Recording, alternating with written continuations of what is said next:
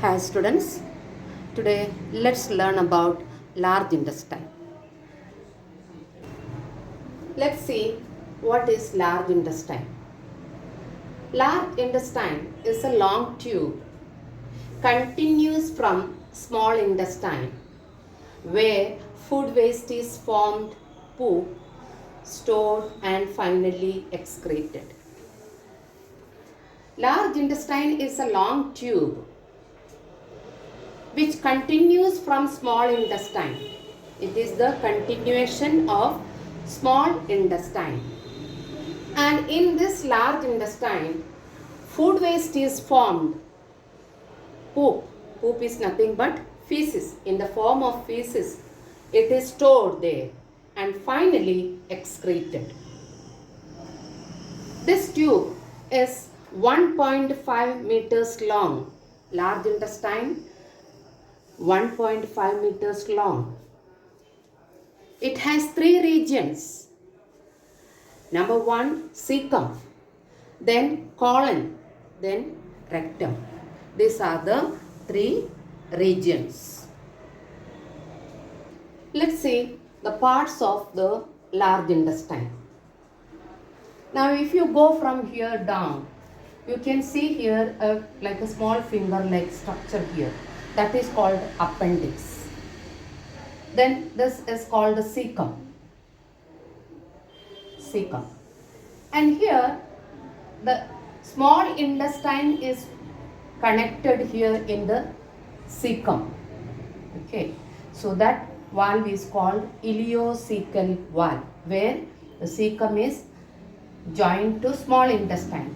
Where the opening is small intestine and the cecum's opening, that is called ileocecal valve. And here you can see the part of a small intestine. Okay, that the last part of the small intestine is called ileum. Okay, that is joined to the cecum. Now come here, then it is ascending colon. Okay, this is ascending colon. Then comes transverse colon. This is ascending colon and then this is transverse colon. Then come down descending colon. A colon is divided in three parts, that is ascending colon, transverse colon and descending colon. Then comes down to the rectum.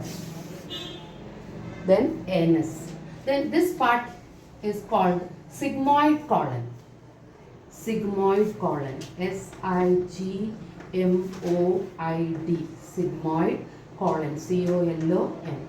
Okay, this part is sigmoid colon and then rectum, then anus. Let's go through once again the finger-like structure. I'm going from down this part, okay. So, this finger-like structure, that part is called appendix. Above that cecum and where the cecum and ileum is connected, that is called ileocecal valve. Ileum is part of the last part of the small intestine. Okay. Then comes here ascending colon, then transverse colon, comes down to descending colon, then comes the last part sigmoid colon, down rectum and then anus. These are the parts of the large intestine. Let's see what are the functions of large intestine.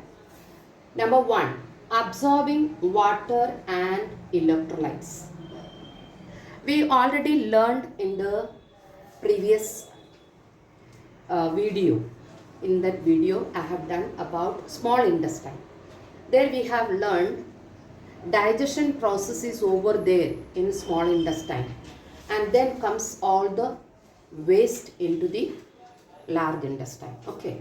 Now here what happens is the food waste is still in semi-solid form. Okay, still water is there. That water get absorbed in the large intestine. Along with the water, electrolytes also absorb. And then it becomes solid form there in the large intestine. Then producing and absorbing vitamins.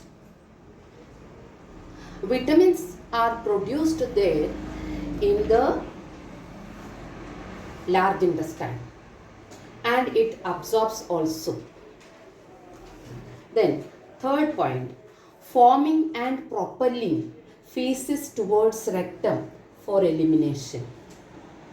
I told you, semi-solid form waste, water and electrolytes absorb and then it becomes solid form and propel feces towards the rectum for elimination.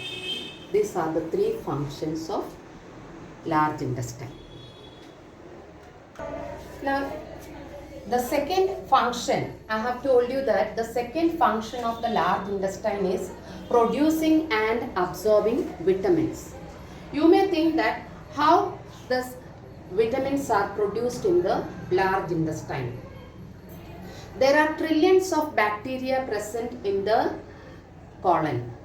These bacteria are there to protect the guts. Okay, this gut to protect or the colon to protect, these bacteria are there. These bacteria produce vitamins by fermentation. Vitamin K, vitamin B and biotin. Okay, these vitamins are produced in the large intestine and it is absorbed in the large intestine to the bloodstream. Okay, vitamins, after producing vitamins, it is absorbed there into the bloodstream. Then third one, I said forming and propelling feces towards the rectum for elimination. In the rectum, temporarily, okay, it can store feces temporarily in the rectum. And then when feel like to, when we feel like to pass, then it eliminates. It can even store in the rectum for temporarily for some time. Now, digestive glands. There are three digestive glands: salivary glands, liver and pancreas. Salivary glands, we already learned when we learned about mouth, we learned about salivary glands. If you have any doubt, you can go back and watch that video about that. Then liver, when we did about intestine, small intestine, we learned about liver and pancreas. Please go back and watch that video about small intestine. Then you will understand. I don't want to repeat again and again that. So please watch that video and you will understand better about it. Then excess glucose is converted into glycogen and it is stored in the liver. Excess glucose which is there in the body, it is converted into glycogen and then it is stored in the liver. Then fats are stored in the adipose tissue. Fats are stored in the adipose tissue.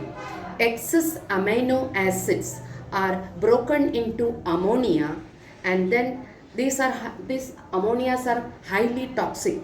These highly toxic ammonia convert into less toxic urea. This ammonia convert into urea, that is less toxic. This urea is in the stored in the liver. Then it is excreted through kidneys. Okay, so this is how our digestive glands works and the digestive system. If you have any doubt regarding this lesson, please mention it in the comment box. And if you like the video, please like, share and subscribe. Press the bell icon to stay tuned.